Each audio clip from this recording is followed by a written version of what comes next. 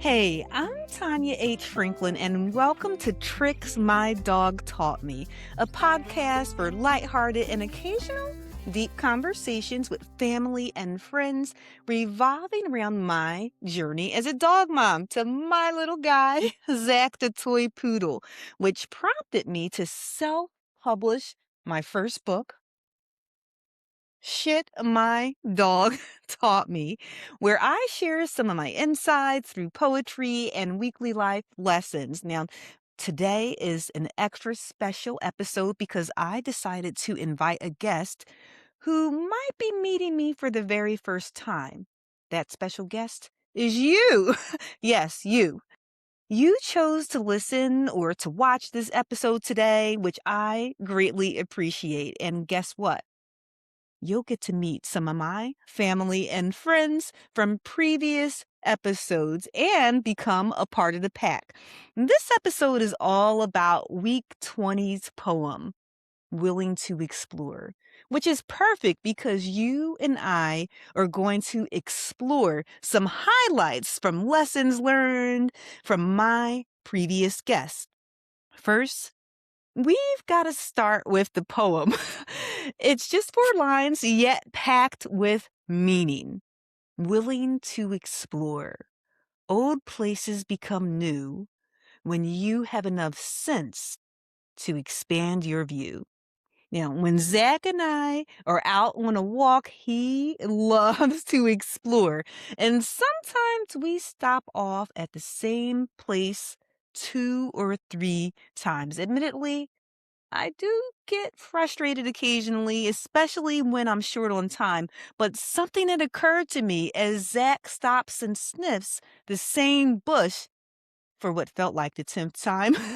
To the naked eye, it may seem like the same old bush, plot of grass, or a place, but Zack clearly senses something new. Maybe it's a message from a friend, and he's simply trying to take it all in and respond. This actually prompted me to not just write my book of poetry and lessons, but to start a podcast as a way to seek out messages and lessons from new and old family members and friends alike. So I'm glad that you are my guest today. While I would love to highlight all 19 weeks, I've selected 10 to explore that have shown me the power of expanding our perspectives to see old places in a new light. In week 7, I was joined by my good friend who I first met in ninth grade, just about 35 years ago, Rodney Talley, and we discussed the Let Them Know You Know poem, which was inspired by Zack's ability to let everyone know how confident he is. Here's Rodney sharing heartfelt advice on embracing one's unique identity, drawing strength from faith, and overcoming self doubt. And so, do you have advice for people who struggle with celebrating themselves? Like how they Yeah. can get to that point?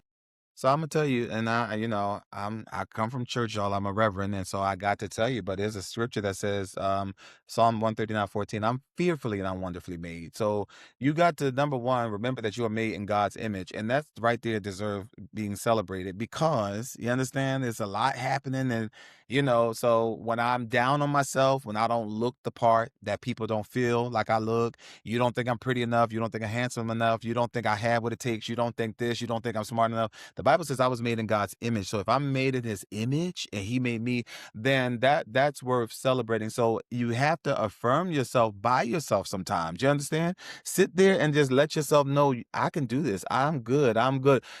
I think the celebrating yourself starts off personally. You understand? It's a personal thing. Don't just do it in front of the eyes of people because if you try to do it then that's when it looks crazy. You understand? It looks a little bit more like what's going on? You don't even believe it yourself. You understand? But when I can sit there and say, "You know what? I'm good. I'm all right because I got the greatest, strength behind me, like, and living in me, like the Holy Spirit. So therefore, I'm good in all things. So therefore, yes, so for those that are struggling with that, I've been there. I understand that. You understand? And even sometimes to date, sometimes you're like, oh man, but then you reminded, who am I and whose I reminded who I am and whose I am. So, you get up and you affirm yourself, but you got to start. Don't get up in the morning and look in the mirror and say, oh, you failed again yesterday. Oh, but you Mm. say, you know what? I messed up yesterday, but today is a brand new day. So yesterday is old. It's past. It's done. You understand? And whenever I'm looking back on anything, I'm looking back to find, to look at the perseverance of how I got to where I am today. So I don't look back to say, oh, this is where I was.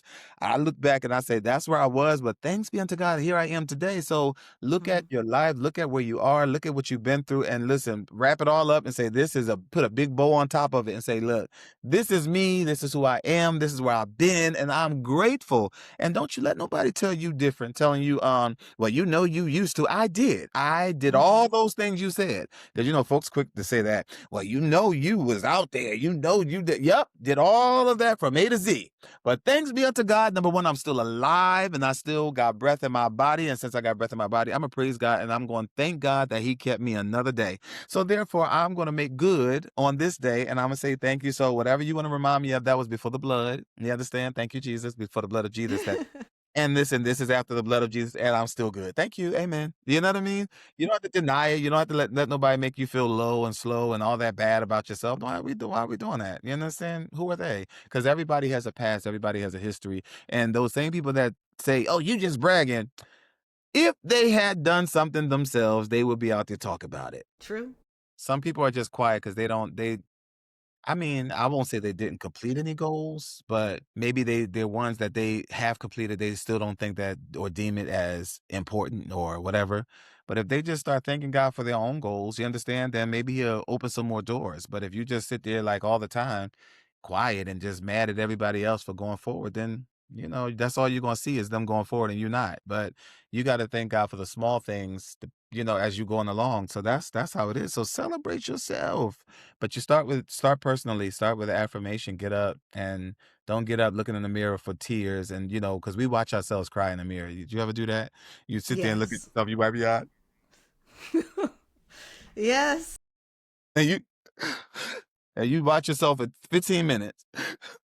Then you cry harder because you sad. Sorry, but I'm serious. You do, you really do. And you look and then you wipe you walk outside, then you go back and you stare at yourself a little bit long. It's so crazy. It's so crazy. So when you get up, you could have tears in your eyes and say, you're dope. You are amazing. Yo, mistakes happen. You are so pretty. You are so good. You lost this one. It's okay. But I'm gonna say this too. And if it's something that you feel like you failed at, a failure, you don't become a failure by failing an attempt at something. You become a failure by stopping. That Yes. you understand? I attempted, it didn't work, or I tried, if it went under. Okay, that's cool. But the failure is the person that just stops and just gives up and just sit there and then they mad at everybody else for going forward. That and they're cold shouldered and just mad at the world. That's a failure. But a failure, you messed up, you tried. Peter walked on water. He tried. Nobody else can ever say that they did that. We are doing things that nobody else will ever attempt to do, but yet they'll criticize you for it. And then that stops you from saying, "Oh, I'm great." No, you can't listen to those people because they're the ones that never did anything. You understand? But you keep on going and you keep on being blessed by what you have accomplished. So yeah, celebrate yourself. Even after 3 decades, reconnecting with Rodney allowed me to see the old friendship through the lens of who we both are now, realizing that even a simple act of kindness from school days can be a sermon of worthiness today. I don't know about you, but this conversation is a powerful reminder to appreciate personal growth and resilience. And one key takeaway from our discussion was the importance of acknowledging every victory, no matter how small.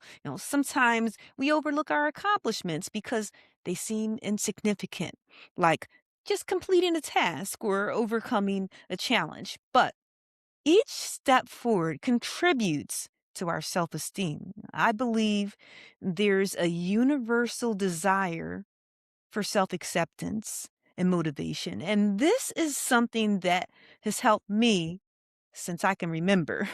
Over the years, I've learned that there's way more power in self acceptance than hoping to be accepted by everyone with whom I come in contact. And, to keep that mental note, or better yet, a journal where you can write it or type it up for daily wins, reflecting on those moments, it helped me recognize my progress and reinforced my confidence. And one in particular that comes to mind is when I was first hired as an adjunct faculty member at the college where I'm a full time professor now.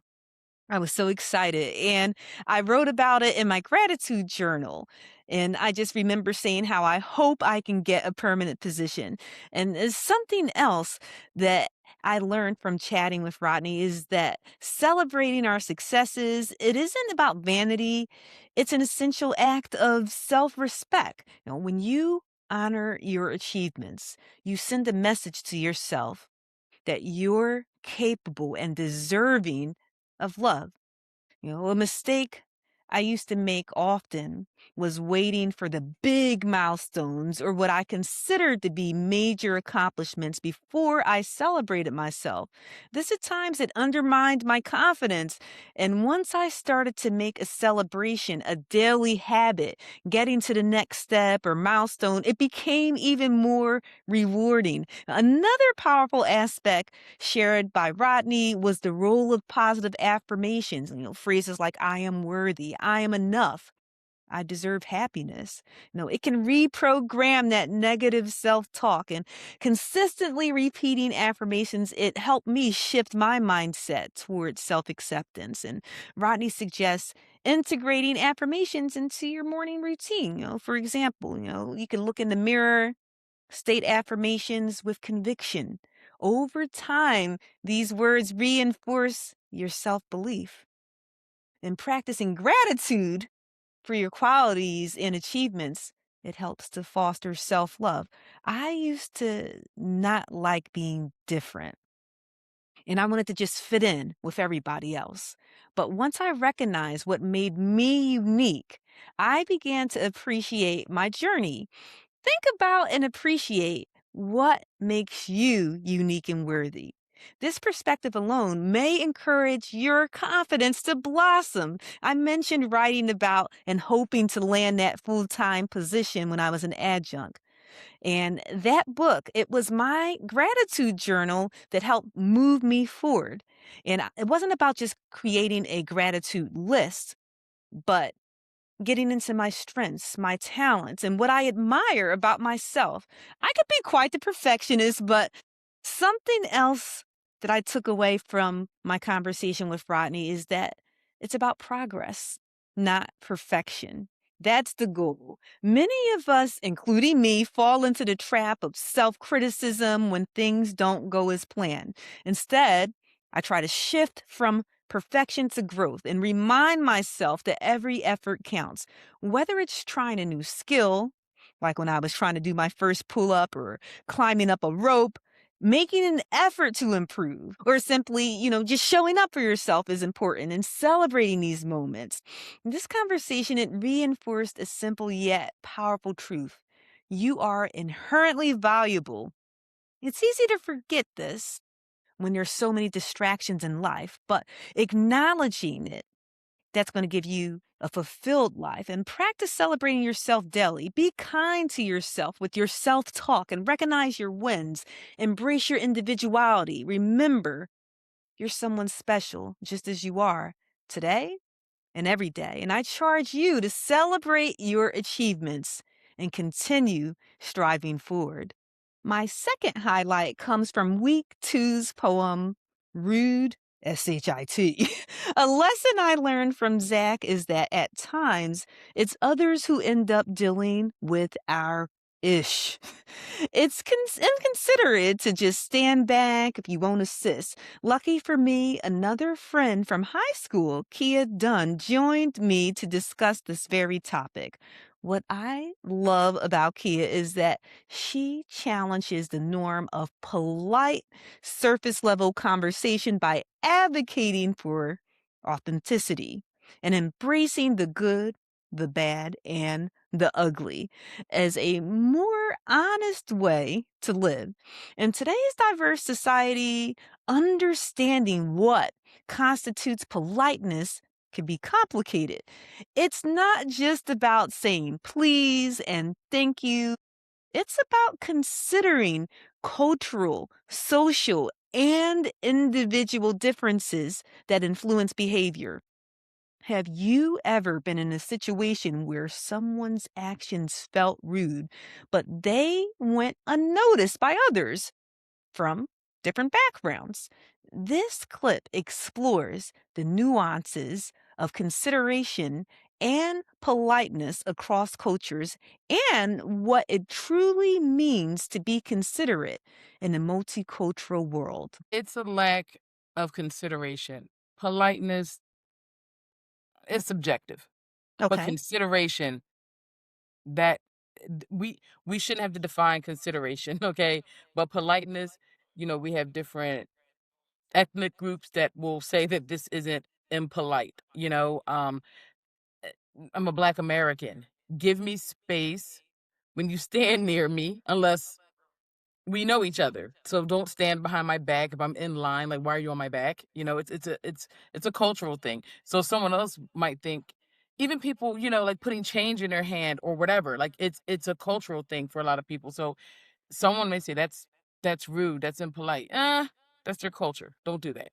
But consideration, there's a Mm. very s and I know, you know, let's stop pretending. There are social norms in our world. A lesson I learned from talking with Kia is that we must all expand our views as we explore the old frustrations with rude behavior and social norms. If we don't, the new opportunities for discovery may become lost.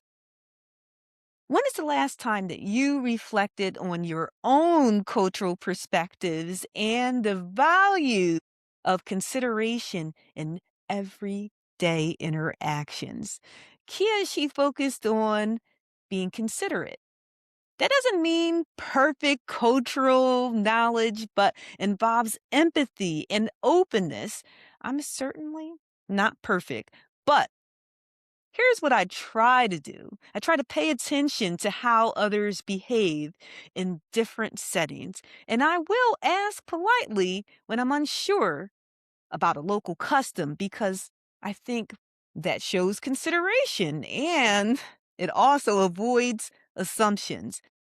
I make an effort to educate myself and learn about cultural norms pertinent to the environment where I'm going to be or people that I might interact with on a regular basis.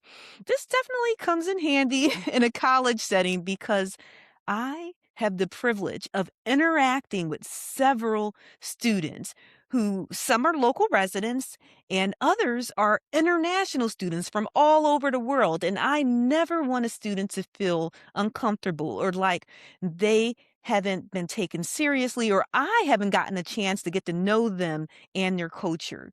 Equally important, I take the time to reflect on my own biases because we all have them. My own cultural background, it's going to shape my expectations. And I often challenge myself, and perhaps a little too much, if you ask Kia, to see things from other people's point of view. Considering others and their cultural norms and social expectations, I find that it enhances our mutual respect and it reduces misunderstandings. It's about moving beyond politeness as just a checklist and embracing genuine respect for diversity in the world where social norms are continually evolving and intercultural interactions are common. Developing a mindset of consideration, it's more critical than ever. Remember, polite behavior isn't only about norms, it's about empathy and understanding beyond thinking about the rude ish that happens in your life. I encourage you to think about cultural diversity and empathy. For my third highlight, I'm going to keep it with the theme of Ish, S-H-I-T. For week five's poem, Ode, S-H-I-T, as I was walking Zack and picking up his poo, I thought about the role of it in my life, both literally and figuratively, and how it can look different when our perspective shifts. My friend from middle school, Salima King, she joined me to unpack this idea and share how when we have a sense to look closer at life's messes, we can find some hidden messages and lessons and truths that were previously ignored. Some things are a blessing and some things are a lesson.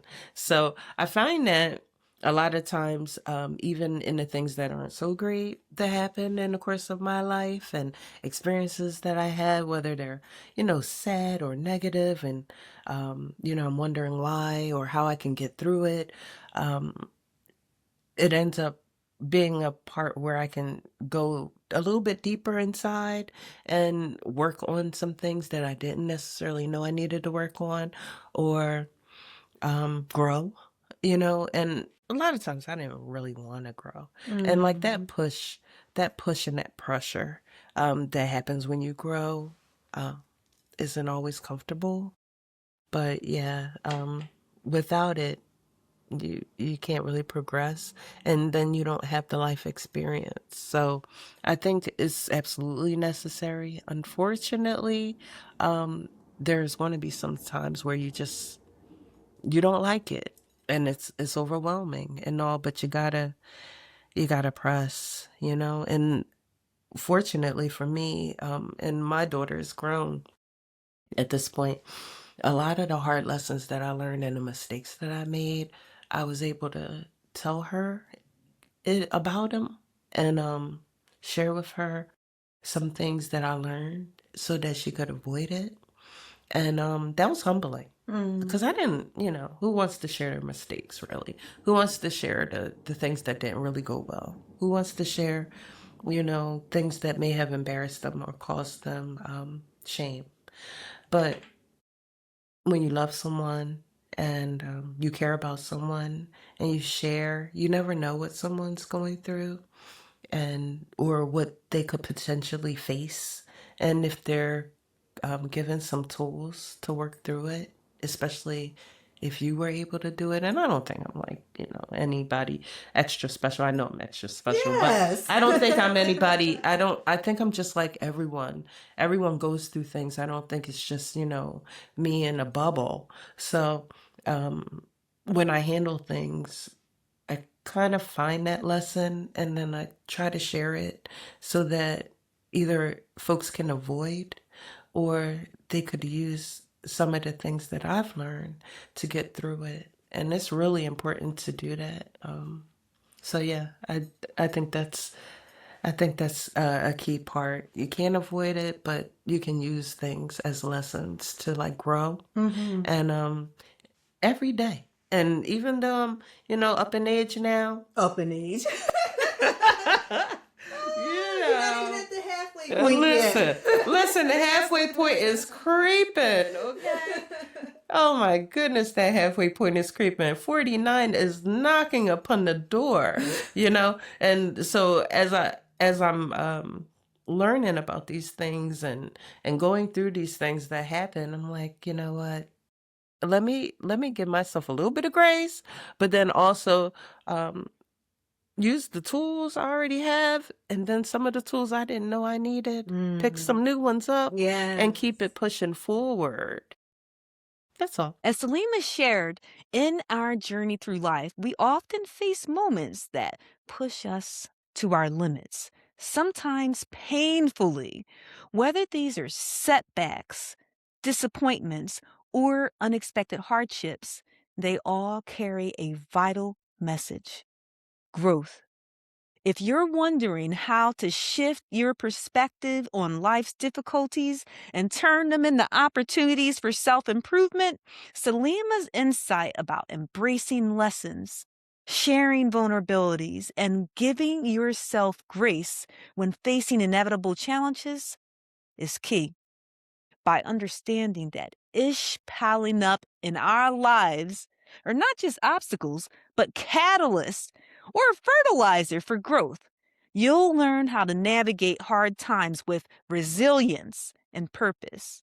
You're not alone. Yes, sharing our mistakes and struggles can feel vulnerable, even embarrassing. I've learned that my stories have the potential to inspire and protect others. It creates an opportunity for connection and growth for ourselves and those around us, which is one of the reasons I started this podcast. Plus, sharing tough lessons with loved ones like my daughter or even my students, it fosters a culture of openness and continual learning. Something else Salima reaffirmed for me is that many of us tend to be our own harshest critics, especially when faced with setbacks. But self compassion is essential for sustainable growth and resilience through life's challenges. Acknowledging your feelings, celebrating small victories, and being patient with your progress is totally necessary because life's lessons are ongoing. They don't happen all at once, but build over time. And by adopting a kind, forgiving attitude toward yourself, you'll be better equipped to face challenges and bounce back stronger. When faced with a difficult moment, ask yourself, what's this situation teaching me? Try to find someone you trust and share your experience. For me, this reinforces my learning and it may help others avoid similar pitfalls. Reflecting on the skills I already possess is helpful too. When my heart is racing because of a difficult situation, I close my eyes and I focus on my breath.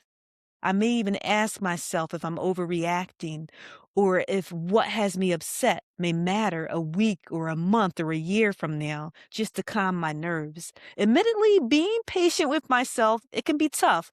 Maybe it is for you too, but if you can recognize that growth is a gradual process, it may allow you to celebrate small wins and to acknowledge your effort. Then you can use those setbacks as stepping stones and keep pushing forward, as Salima said. My fourth highlight touches on how, in today's fast paced world, relationships can be both a source of strength and a challenge. When you experience loss, whether through the end of a relationship, a friendship, or a personal connection, it's one of life's most challenging tests of emotional strength. The toughest part is often not the loss itself, but the decision to let go, especially when it's necessary for your well being. If you've ever struggled with saying goodbye to someone you care about, you're not alone. This clip explores real insights into understanding and processing loss and learning to accept things you can't change, and ultimately finding peace through letting go. And it's drawing from heartfelt stories and practical wisdom. I'll share how you can build resilience, know when to hold on or release, and why trusting the process can lead to healing. And this is all about week 4. Don't hold on. Let all that ish go. My bestie of over 40 years, Michelle Price, she was my special guest, and we discussed the complexities of letting go of relationships that no longer serve us, even when it feels like we're losing a part of ourselves. So I remember I had a friend and we had met through work and we were like, every day we were together for years. Good, maybe we had maybe a good 10-year run.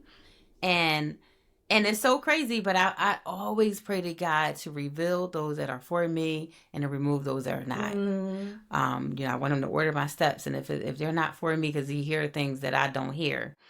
all of a sudden we just stopped speaking. And it's like, and at first I was like, should I reach out? But then I'm like, no, I gotta stand on what I pray on. And it's like this person was removed from my life, and I let it go. And at first it was kind of weird because we would actually like hang out, like, because it was during my separation, so the person was there for me and everything, and we were like together all the time. And it was so weird that, and then we did not talk.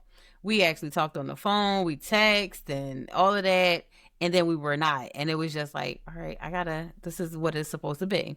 And it truly was, because it was like backbiting and all of that going on. But I'm like, wow, God really will do it. Like, you got to pray to him and stand on it. If someone just disappears from your life, that's just it. Yeah. Some things, because even with us, if we go through something, I'm like, you're stuck with me. So I don't care. That's not like, I don't know what's going on with us. We have our issues sometimes. It's not really an issue. But I'm like, but we're sisters. So it's never, ever like us. Like, all right, whatever. Yeah. Tanya is upset with me. We'll get it back or whatever.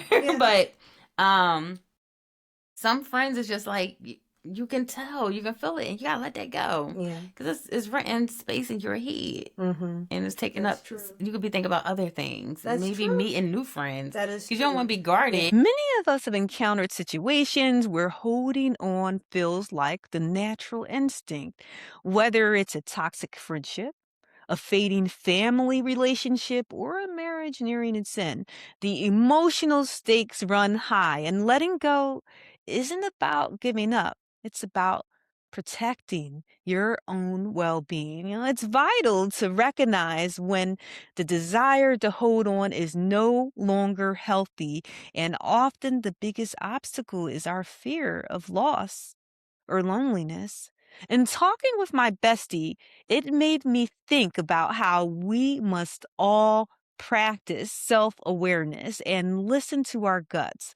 We must accept people as they are without trying to control or fix them. This realization can be freeing, but also difficult. The myth of changing others is a trap many of us fall into, including the old me, believing I can change other people if I just try harder or say the right things. However, the truth is, you can't change another person, only your response to them. And when someone's role has run its course, it's okay to let them go, trusting that they served their purpose. When's the last time you reflected on what each person in your life has contributed and whether they still align with your current journey? Letting go is one of the most difficult yet most vital acts for personal growth, whether it's releasing toxic friendships, accepting unchangeable truths, or trusting divine timing and learning to navigate loss. Remember, it's about building resilience, embracing reality, and trusting that what's truly meant for you will find its way to you. If you're currently facing this struggle, trust that each ending makes space for new beginnings, and be patient with yourself and lean into your faith and keep moving forward with hope and courage. My fifth highlight gets deep as my sister-in-law and friend Zamora Thomas and I discuss how we live in a world where comparison often steals joy. With Week 10's poem Long Stretch as the basis, she reminded me about the power of perseverance and self-awareness. Just never give up. Just do what you can with what you have. Always. And don't listen to other people and look at other people and be like, oh, they here, I should be here too. Like, your journey is not other people's journey. And maybe your journey is not where they at because God is working on you for your character. And I feel like that's what happened to me. Because I feel like if I would have been a teacher in my 20s, my character wasn't there. I would have been telling parents off, like, patience is not there. So I always think I'm glad I'm a teacher right now because my character has developed, my patience has developed by having kids and being in school so long. I built a lot of patience and a better character. So don't worry about like, oh, I'm here and I shouldn't be here. You don't know. You here for a reason. Mhm. Just keep going and you're gonna get there. Mhm. You never know. Somebody in Excellent that advice. position. When pursuing personal or professional goals, it's easy to be swayed by outside voices, whether positive encouragement or negative criticism. Sometimes the voices in your head are the most challenging, especially when they've been planted by others over the years. If you're wondering how to stay focused and resilient when doubt and negativity creep in, you're not alone.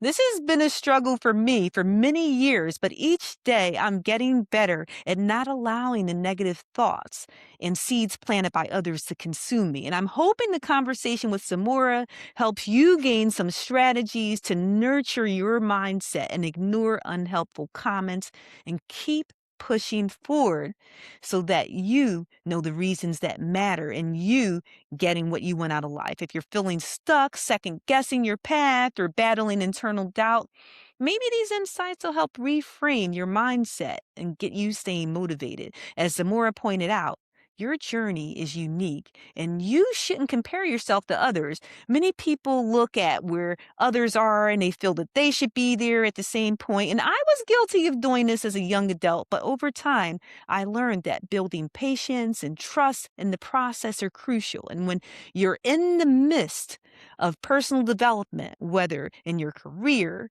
relationships, or other pursuits, it's easy to want immediate results, but growth takes time. For me, it's strength training and getting stronger, both physically and mentally. Fill in the blank for whatever that might be for you. It takes time. It takes patience to ensure that you develop resilience and a solid character. And it also prevents burnout and discouragement. It aligns you with an authentic path rather than societal expectations. Focus on your progress and what you've made and not just the end goal, and recognize that setbacks are a part of growth.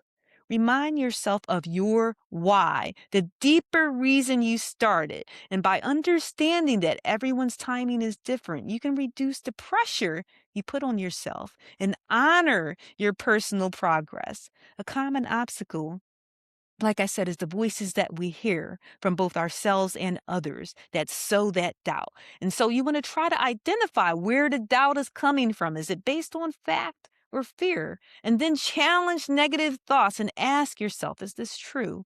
I do that occasionally when I fall back into my old ways with self deprecation. And so I try to stop and replace harmful comments with affirmations or reminders of my purpose. And this last one can be tough, but I like to make efforts to limit my exposure to negative influences, possibly. And remember that you can't control what others say, but you can control your response. And building that mental resilience and involves consciously choosing to listen to the inner voice instead of the noise around you. Another powerful aspect is the importance of stretching yourself, both figuratively and literally, to achieve your goals. It develops confidence and competence, and it helps you expand your limits in a healthy way. It makes you more comfortable with discomfort, which is often where the growth happens. And clarify your intentions. Are you doing this for external approval or for genuine growth? I ask myself that all the time. And when you're feeling self conscious, remind yourself once more of that why and celebrate those small victories along the way to reinforce that progress. That's what's going to help you. That intrinsic motivation, it gets you started, but you might also be able to inspire others in your community and get that personal fulfillment instead of just external validation. That's where it all gets started. Now, you are where you're supposed to be for a reason. Whether you're facing doubts from others or internal fears, trust that your path is unfolding as it should. Take a moment, reflect on your goals and what truly motivates you. Write it down, make it visible. Give yourself a reminder on those tough days and tough moments. How do you keep moving forward and resist the pressure of comparing yourself to others? Just like Samora, remember the importance of focusing on personal growth and understanding each journey is unique. So keep that in your mind. Have you ever wondered whether celebrating your achievements might hinder your growth? It's a common debate. Is pride beneficial or does it lead to complacency and stagnation? In this sixth highlight, my friend Tracy joined me for a candid discussion about pride, accomplishment, and continuous self improvement using my haiku, Never Too Proud, from week 12. Do you think that being proud leads to stagnation or complacency where we just No. No, I think that if you're leading to stagnation, that that's a personality type. That's a okay. personality type. It's not necessarily I don't think it has to do with them being proud. Like, let's say like in a way you can attribute it to like a football player or something. He was a high school football player, but he never achieved anything else in life after that. And he's still talking about Mm-hmm. his high school football years. And that was when he peaked and he has nothing else to show for it at this point.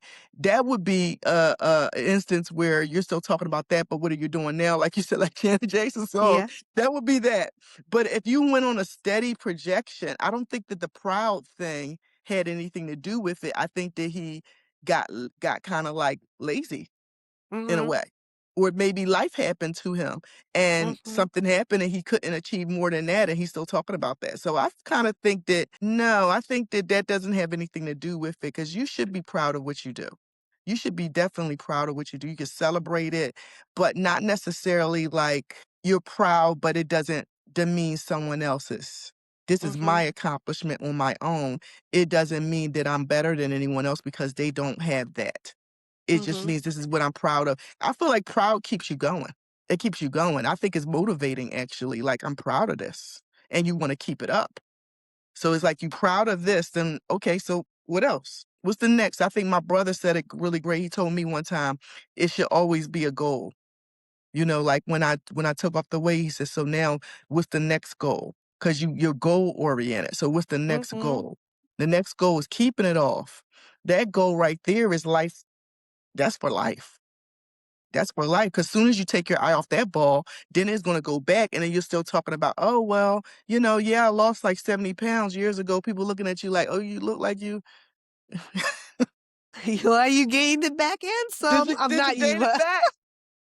When did you lose? I was successful. You can't mention that now. You can't mention mhm. that you were successful years ago if you don't look successful now. You Yeah. don't. You just Yeah. really gotta keep that to yourself. You can keep that I internally, you can be still proud of it, like, "Okay, that means that I have it within me to do it." But Mhm. it's not something that you're gonna be mentioning to people. You're something you're gonna keep in your mind because soon as you mention it to them, they're gonna look at you and be like, "Oh, what's going on then?" Yeah. You Yeah. know? So, I Mhm. think if you're proud of something that you did years and years ago, and it really doesn't look like you're that much of a success now, you can internally be proud still. I don't think you should talk about it, though.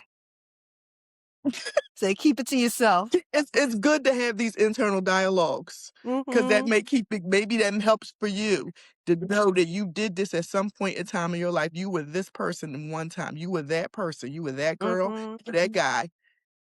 Now, that mean within you, it's always there.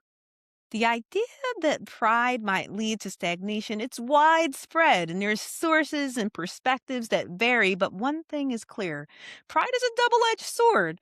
On one side, celebrating your achievements, it boosts confidence, it sustains motivation. On the other, excessive pride or dwelling on past glories can lead to complacency. Conversely, the notion that pride causes stagnation is rooted in how pride is expressed or internalized. This can happen when individual achievements are perceived as the pinnacle, leading to the lack of ambition. However, the key distinction made is that pride itself isn't inherently problematic. It's how and why you feel that proud determines or hampers where you're going in life. For me, healthy pride acts as a motivator. It encourages ongoing effort, making success a baseline rather than an endpoint. What matters here is the attitude behind pride. Are you celebrating your journey to motivate future actions or just reliving the past successes and avoiding new challenges? The latter for me is stagnation. The former is the powerful driver.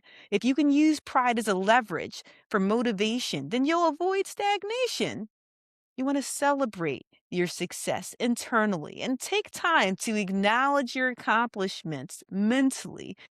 Think of it as a personal pep talk that energizes future efforts. Sometimes you got to define new goals immediately after achieving the old ones. An example for me, it might be just strength training and looking at what the next target might be. Use internal reflection as a confidence booster, reminding yourself of what you've already accomplished and reinforcing the belief that you can do it again or even better. And when you maintain that humility with the celebration, well, that's a bonus right there. You recognize your journey without implying superiority over other people and preventing the pride from turning into arrogance. It can enhance our self esteem, it can sustain our efforts, and encourage us to keep going. But if it does morph into complacency or just showboating, then I think it can stall our progress. And it's all about personal development. When you look at it from that perspective and recognizing your achievements, then it can nurture your confidence and it doesn't have to be used as an excuse to just stop evolving and stop growing. So the next time you hit your milestone, ask yourself, what's my next goal? How can I keep moving forward? Remember, pride is a tool, not a trap. So use it wisely. Are you wondering how to better support yourself emotionally and mentally? You're not alone. Many people are discovering that taking active steps like therapy and self care can make a significant difference. My seventh highlight focuses on week eight's poem, The Show. And I had a candid conversation with my cousin Alex where he revealed how transformative and powerful therapy and self care can be. In this clip, he shares a personal perspective on how showing up for yourself is an essential part of living an authentically healthy life, especially within the context of mental health conversations that often go unspoken, particularly in marginalized communities.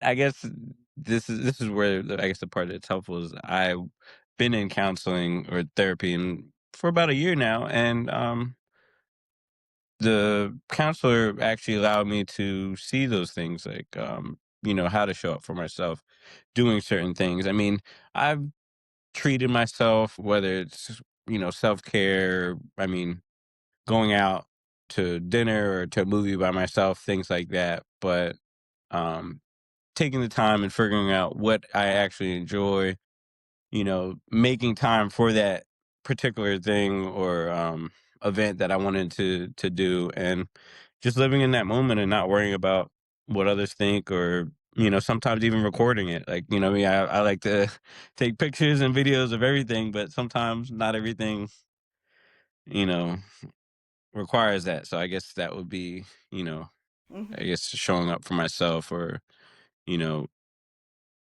making that time for myself because Mhm. over the years, as you grow older, I'll be 35 this year. um I realize there's maybe some things about me that I've my ways of thinking that have been wrong, or maybe I've gone about a situation in the past wrong, and it's like I don't want to go through life or grow up to be I guess what they call toxic or things like that. So I definitely urge um everyone to seek out some type of therapy or counseling. You may not get the right person. It's all about finding the right fit to your therapist or counselor, finding out or making sure that they are able to hold the capacity for you and able to ask you questions or even challenge you to do certain things or to do things differently, in regards to handling a situation or dealing with someone. So, and like I said, especially in the black community and as far as black men, we definitely need to take some accountability and go to therapy because at the end of the day, the things that have happened to us aren't our fault, but it is our responsibility to change that or fix. Showing up for ourselves starts with small, consistent actions that validate our needs and boundaries. One of the most compelling parts of this conversation is the emphasis on therapy, especially within the Black community. Historically, Mental health struggles have often been stigmatized or ignored due to cultural norms and systemic barriers. Yet, sharing openly about therapy is a powerful act of self advocacy, and seeking counseling is a sign of strength. It demonstrates a willingness to prioritize mental wellness and to challenge negative thought patterns, and it promotes emotional growth. Cultural conversations about therapy, they're necessary. And when more people, especially men and marginalized groups, speak openly about their experiences, it helps to break it down. Showing up, it isn't a one time act, but it's a continuous process of caring for yourself. Whether it's therapy, self care, or self reflection, each step builds a foundation of confidence and emotional strength. Change, it doesn't happen overnight, but every effort counts toward a healthier, more empowered you. And by Alex sharing his personal experiences, my hope is that you, my special guest for the week, will reflect on your own mental health journey and consider the benefits of seeking support. And remember that you're responsible for your well being, and investing in yourself, it's essential. When life throws challenges your way, how do you emotionally respond? For many, navigating tough moments, whether in relationships, personal setbacks, or stress, it requires tools that foster growth and resilience. Now, circling back to SHIT. I have to bring up week 3 when ish happens. My older sister, Tanisha, by 18 months, joined me for a heartfelt discussion where she revealed how documenting life's challenges and aspirations can illuminate patterns and guide future decisions. I do know that I have experienced, growth. And then, even looking at like the journals, like I've been journaling probably since I was like 26. Okay. I have tons of journals like in my basement. And I can look at even down to, marriage when I was married. I read those journals. I don't even know why. I should have been reading them every year, and I probably would have been done with my Yeah. marriage, to be honest, Yeah. because you can see cycles, different things that continue to go on as you like, hey, that just happened last week. Same stuff happening every week in the whole year, which is insane. But it does allow you a chance to reflect and see, dang, this is what I was going through. Dang, I was, Yeah. So Facing tough moments is inevitable. Everyone, including me, encounters setbacks or emotional pain at some point. But how you respond to these challenges, it determines whether you'll remain stuck or grow stronger. Journaling in particular offers a safe space for reflection, self-awareness, and understanding reoccurring patterns in your life. The act of writing down your thoughts, feelings, and experience, it creates clarity and helps identify cycles that need attention. The conversation with my sister highlighting journaling, it uncovers patterns, clarity, and may even help prepare you for better life choices and unhealthy relationships and making adjustments to your behaviors. Just like my sister, I love to journal because it reveals reoccurring patterns and triggers. It helps me track emotional growth over time. And I like the idea of looking back on where I've come from. Another benefit is that it clarifies my goals and desires. And it even works as an emotional release and healing. And it can help me with my decision making. Whether you're experiencing relationship difficulties or personal setbacks, engaging in consistent journaling and reflection, it empowers you to face adversity with strength and resilience. So, why not start today? Your future self may thank you for the love and attention that you're giving it on your journey. Often the world seems to be overshadowed by negativity, so it was a breath of fresh air to sit down with my niece Mackenzie, who's just such a kind soul, to unpack the themes in week 14's poem, A Little Tug.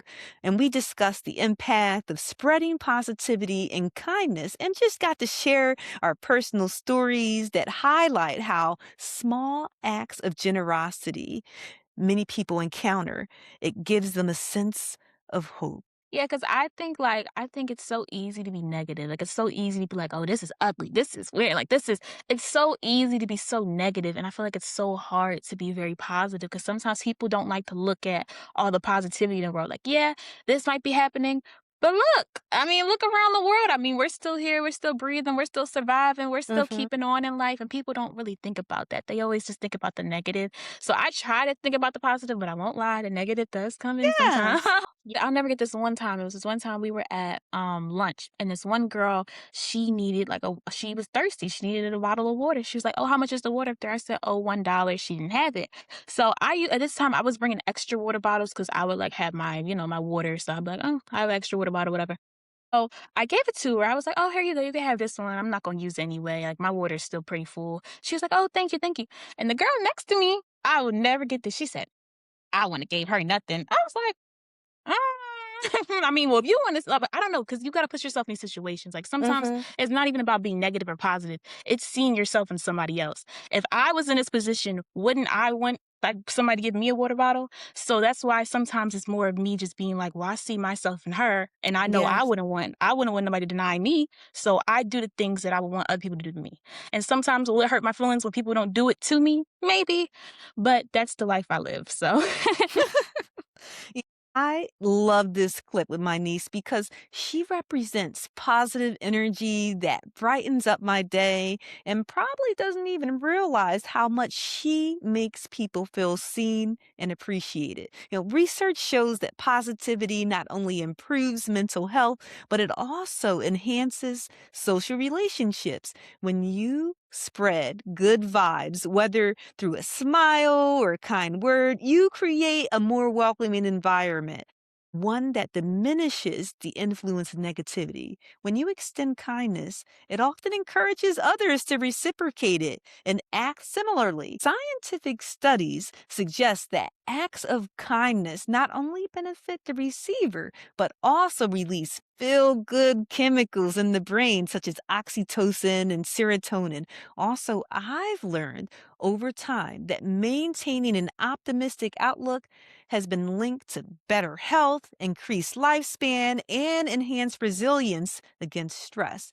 In practical terms, this means that deliberately engaging in positive behaviors like offering help or expressing gratitude can reshape your mental landscape and promote a cycle of well being. Being positive isn't always easy, but there are a few ways that I try to make it a daily practice, like starting small, whether it's sharing a compliment or holding the door open. I find that small gestures, they accumulate over time, and being mindful and paying attention to my thoughts and feelings, and that it challenges me to get rid of the negative ones and focus on positive affirmations and to help others and look for opportunities to offer support or even just give someone $1 or some resources that I'm aware of. And I reflect on the good and take a moment to just acknowledge things and be grateful for all that my life has.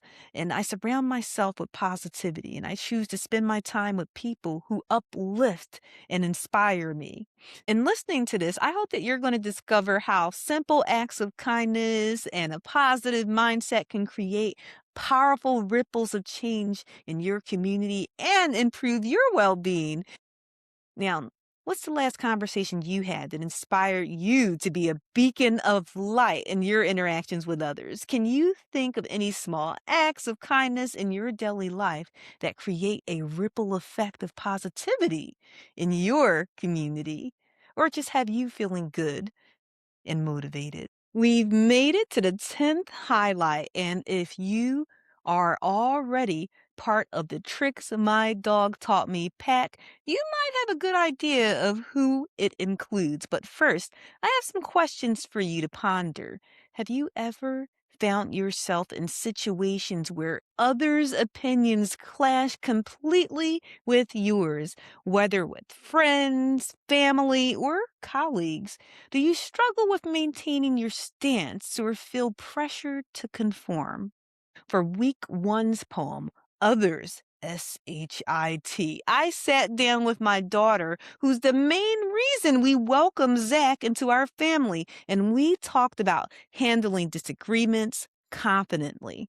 Though she's still a child, I learned a great deal from her regarding standing your ground without feeling guilty, why ignoring needless conflict can be healthy, and how to embrace authenticity even when opinions differ. Whether you're someone who often finds themselves avoiding conflict or someone who wants to be more assertive, Quinn's insight in this clip may help you handle opposition and stay true to yourself and foster healthier interactions. So, what happens when you don't agree with the opinions of others, like your friends or even me, your family?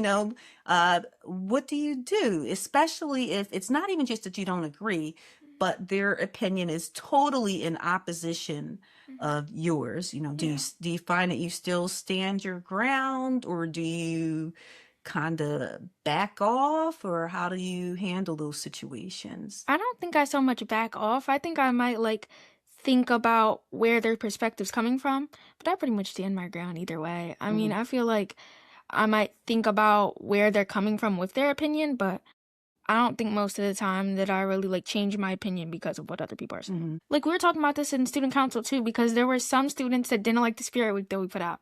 And like our student council leader was like, well, you can't go based on other people's opinions all the time because there's always going to be somebody that's not for you. There's never going to be somebody that's like, it's like everybody's all hands on deck for you. Like that's never going to be how it is. So it's always going to be somebody that's going to be hating on you. So like you can't follow what the one person who's hating on you says. You can follow the other like 100 people that are there for you. So yeah, that's what I say for that. Man, I need to take your advice. Disagreements are inevitable as long as humans think differently, but the way we handle opposition can significantly impact our relationships and personal growth. Respect for others' opinions doesn't mean you have to accept or agree with them. It means acknowledging their right to hold different views without feeling threatened or compelled to change your own. When you do this, you create space for open dialogue and you reduce tension and reinforce mutual respect. The key to navigating opposition successfully is resilience. As Quinn said, there's always going to be somebody that's not for you, and that's okay. Resilience involves accepting this reality without internalizing negativity. We must all remember that not everyone's opinion warrants your attention. Something I tell my daughter and I try to focus on too is the supportive voices, family, friends, mentors that reinforce confidence. Another thing is to not let one critical comment overshadow your overall self-esteem. Handling disagreement isn't about avoiding conflict at all costs. It's about managing it with authenticity and respect. And when you stand your ground kindly, consider others' perspectives emphatically, and practice selective sharing, you create healthier relationships and foster self growth. Your opinions are valid, and respecting others doesn't diminish your integrity. Instead, it enriches your interactions and strengthens your character. If you want to continue developing your approach to disagreement and authenticity, consider exploring more communication strategies or joining a group that emphasizes personal growth. And that's certainly something that's helped me on my journey of standing my ground. And I'm hoping that I'm instilling that in my daughter as well. So before we wrap up, a question I've asked all of my guests is what dog breed they would be and why. So I want you to give this some thought as you listen to the last clip of what dog breed many of my family and friends said that I would be and why. As a walk dog. So this dog is beautiful, number one, like beautiful, tall, beautiful, and they're excellent dogs, and they always exercise them, but their energy is like they say they have healthy minds and bodies, so they keep their minds clear, and all their running and all that they do, and they make great running companions. So they usually happy go lucky in their, in their element, and they enjoy outdoors and being out and enjoying those type of things, they could be left alone. So I feel like you are a person that you could do your own thing. You could be left alone, or you could be with people. But either way, you are calm, you're cool, you're fun, and like to hang around. And they possess a lot of dignity. Like sometimes you have it's hard to self-assure, but you still know who you are, which I'm proud of. And you are looking the part, you're sounding the part. In our 40s, you look amazing. You're a And golden why? retriever. You Oh are a golden my retriever. Except you don't You're eat. not the Windows, you're a golden retriever. You are the characteristics of a golden retriever. You're over here like, where we going? You smiles. Something bad happened. Oh man, think you're okay? Should I go over there and help? No, stay over there, Tanya. Mind your business. No, I think I can go help them. Let me go see. No, Tanya, don't. You are a golden retriever. You again, 8 billion people on the planet, and you're like, I'm trying to think of everyone's perspective. You cannot do that. It's 8 billion people. Your brain is gonna pop. Think of 150 personalities. Stop right there. Like you're like, I'm trying to always figure out a perspective where someone's coming from. Tanya, sometimes they're just jerks. Golden retrievers love everybody. Oh, Tanya, I don't know if they mix these breeds, but I felt like you have like a poodle like, and then you have like a Labrador retriever Okay. personality. The reason why is because you're super smart. You're super smart. You have high energy. You have the endurance and ability to move forward. And you're relatable, and you're sensitive, and you're easy to get along with, and you're adaptable. I think all of those things are good descriptives of you, and you look cute. Oh, Yeah, thank you. you're cute. You would be a Rhodesian Ridgeback with a dash of Golden Retriever. Let me tell you why. You're strong, athletic, and powerful. You're gym rat energy without being loud about it. Intellectual and thoughtful. An English professor with depth, discipline, and intention. Quiet, confident. She doesn't need attention. It finds her. High standards of herself. Naturally self-driven. Perfectionist. Expects excellence from herself first. Loyal and steady. Deeply devoted to her people. Not surface level connections. Regal beauty. Let's be honest, Ridgebacks are stunning. And then your undertones of the golden retriever is endlessly kind, gives grace to others when she's hard on herself, warm presence, people feel safe with her, emotionally generous, leads with love, not ego, soft heart, strong frame, the best combination. All right, so I don't know if I'm pronouncing this right, but is a Weimmerner? Okay. Athletic, friendly, outgoing, and competitive. So you are very smart, kind, responsible, and always in motion. So you would be a border collie, and it has a caring energy that really stands out. That's what I say. You be a standard poodle. My sister also has a standard poodle as well. Mm-hmm. And I say that because they're definitely adventurous, curious, yet cautious. Not in a bad way, just overall, and athletic. So those are the vibes that you give off. Ken Eskimo. Okay. Why did I pick that? So that particular breed is smart, versatile, and friendly, which are pretty much characteristics that you possess, and they're also conservative as well with the friendliness. Like they are apprehensive of who they want to befriend, and they also brains and beauty, what they're known for, and that pretty much describes you. You're really smart. I love that one. I think you would be a golden retriever. I always see you as very warm and nice and kind. Like, I don't know. Whenever I think about you, I always think, oh, she's so sweet and so kind. Like, she's a very nice person. So I think when I think of you, I think golden retriever. Like, very warm, very kind. I think you'd be like a golden retriever. Cause you're really bubbly and you have like a bubbly personality and you're like so innocent. To you, my special guest, I can't thank you enough for joining me today. I hope these clips and highlights have you willing to explore more about yourself and that you'll share this episode with your friends and family. And follow me on Instagram, Facebook, TikTok, and YouTube at Tricks My Dog Taught Me. Until next time, when I get into week 21's poem, Walk Proudly. Here's some inspiration from my little guy, Zack the Toy Poodle. To expand your horizons, be ready to wander into fresh territories and take a delightful stroll down memory lane to the familiar ones, too.